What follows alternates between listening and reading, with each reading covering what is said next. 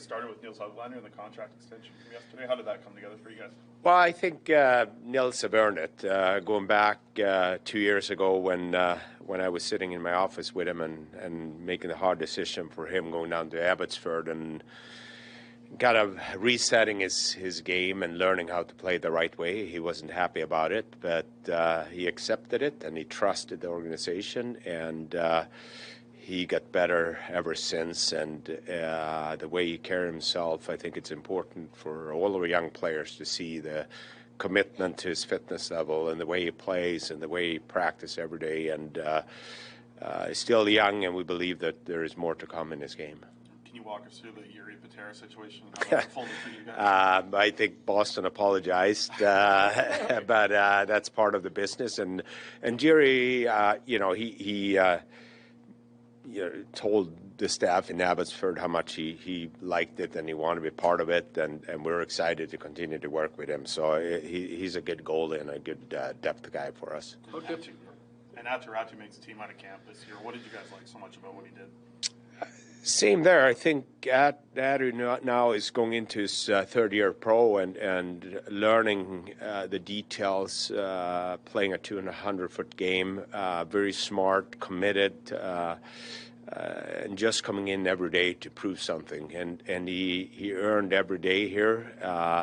That being said, it's not going to get any easier. You're going to continue to work hard, and the competition we have on roster spots, and so far he's still here. How difficult was it to have the conversation with Archdeep that he was heading back to Abbotsford with the camp that he had, the summer that he had, because he looked like he was in great shape? Absolutely. It was tough. Rick and I met him this morning. We still have a couple of days before our opening night. Things could change, but again, very pleased with his season last year, the way he prepared himself for the summer. And I thought he... from Penticton to yesterday, I thought he just got better and better, and especially the last two games against full lineup of Edmonton there, I thought he carried himself really well. So we're definitely excited. It's still in the mix. Talk hasn't made up his mind for the lineup on Wednesday yet, so we'll see here what the next day of practice and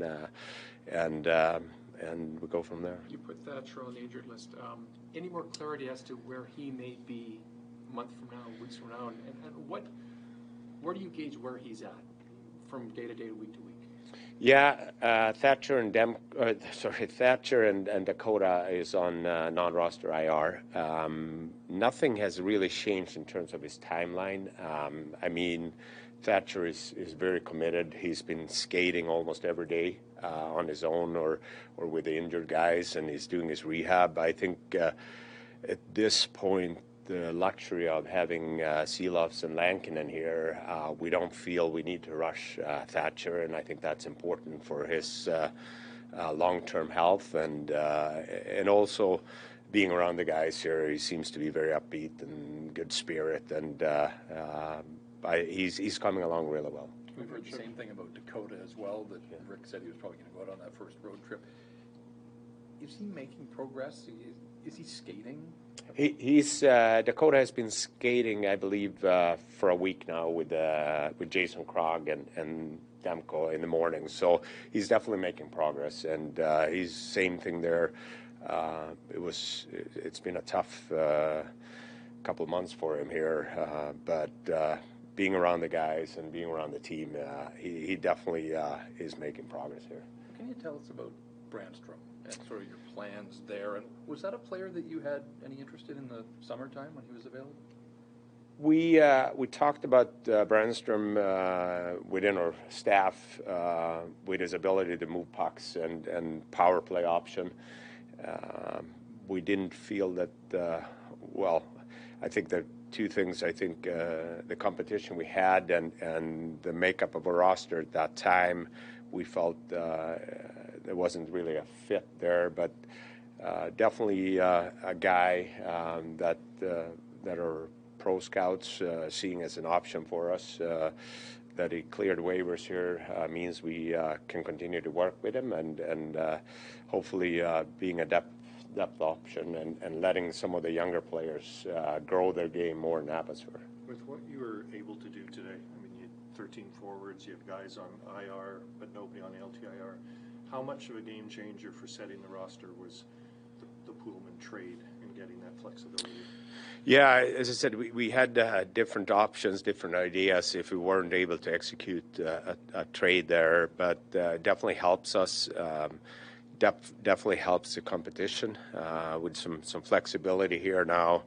And I think all good teams have depth, and all good teams have the internal competition. So I'm happy for our coaches to have harder decisions to make here now.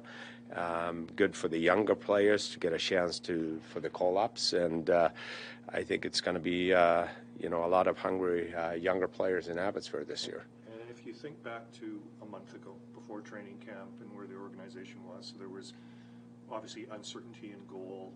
You knew that you were up against the cap and might have to do something. You had all these new players that were an unknown quality, and they all seemed to have blended in quite well. How happy are you with the runway and the way you've positioned the team to start the season? Obviously putting a structure and system in place have definitely helped our younger players. I think a year ago when we played preseason games, the younger players, it was tougher because the veteran guys, they were just adjusting and learning the system. We saw different here that it was easier to plug in the younger players, obviously with more experience and more talent to play and compete against, especially the last game in Edmonton there, more so a full lineup for them. And our young guys did really well. And I think as we move along here, I definitely see more younger players competing for roster spots and pushing our older guys, which is so important here. And I think that's something that I'm very pleased with. And I think we're happy how the training camp have gone here. I think the new guys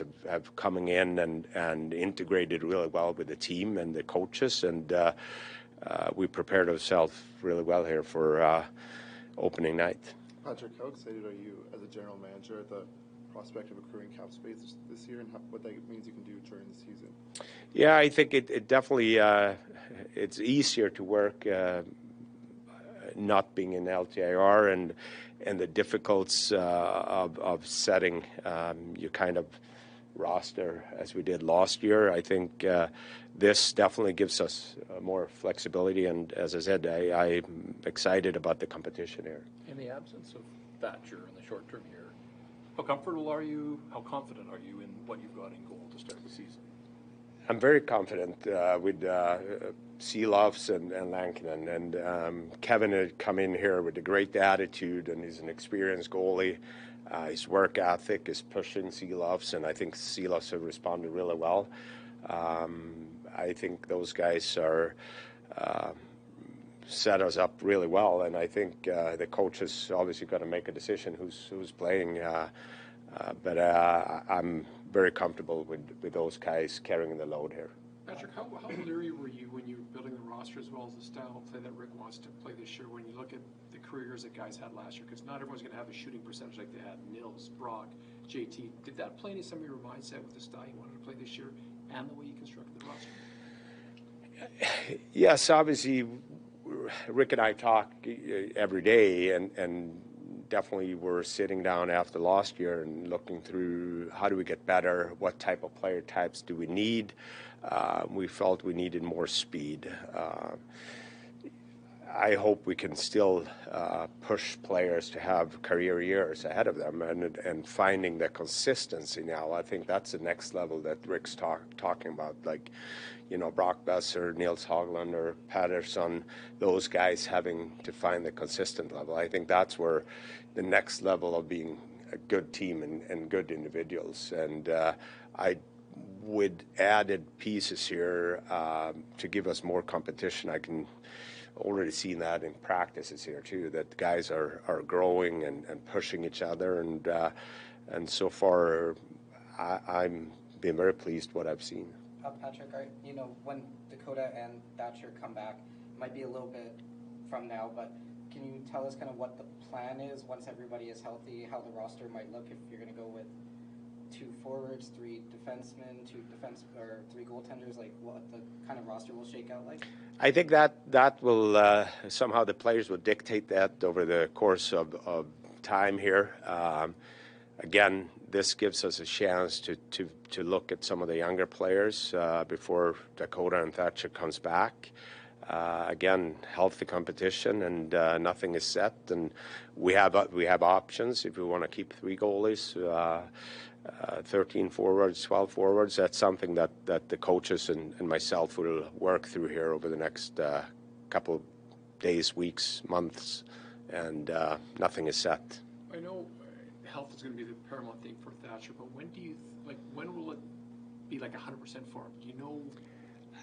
I wish I had, but I don't. I think again he's working so hard, is so committed and determined to come back, and he's definitely getting closer. But I think we know more once he joins the team in full practice. What have you seen from PD here through camp and the preseason games that he played? I mean, didn't necessarily stand out. He had a nice pass to Carson, obviously, but it's go time. Starting on Wednesday, the contract kicks in and all of that. Like, I think he's ready to crank things up. Well, absolutely. I think he's excited about the new players we got here and his line, and the expectations is definitely higher. The standard is higher here now, and we're going to continue to push all our players. I think he demands more out of himself, and obviously we need him to play to his level of what he's capable of, and that line that the coach have together right now with DeBrusque and Sprong and Petey could be a very dangerous offensive line. So I think we're just going to continue to push each other here and grow as a team, and he's a big part of it. And I know that he's not satisfied. I think he always want to get better. So I think he's definitely has another level. When we met with you at the end of the season, you sort of opened with, I'm not happy because we're eliminated and playoffs are still going on. Do you ever get to a point where you allow yourself to be optimistic, or is it? Well, I'm not sure about that, but I do. What I do like is the internal drive here in the organization. Just, the front office, the coaching staff, the players. We always want to push each other.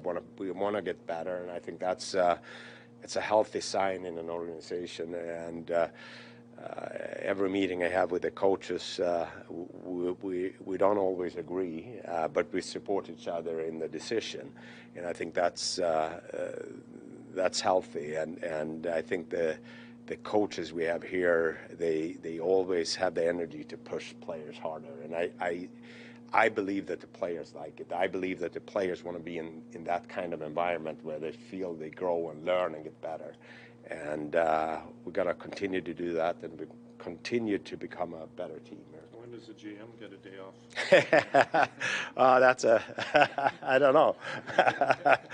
We'll see. We take it later on. How have expectations changed? I mean, last year was great. I thought you had a great summer with everyone that you brought in. It's been a good camp for everybody. Expectations obviously go up every single year, but how realistic are the expectations with what you've done? Well, I think, again, internally, I think the players have raised the standard. They have done that. So my expectations is always higher on the individuals, but when they respond to raise the standard of practice habits and details and how they prepare themselves, it's something that thrives for the whole organization. And nothing's going to change for us. We have a lot of things to prove here every day, and the mindset we kind of created last year, that the next game mentality, that's how we want to continue to build here. We need to find a way to get better every game. We know it's going to be harder. It's never going to be any easier. So we're going to learn, and we're going to continue to push forward.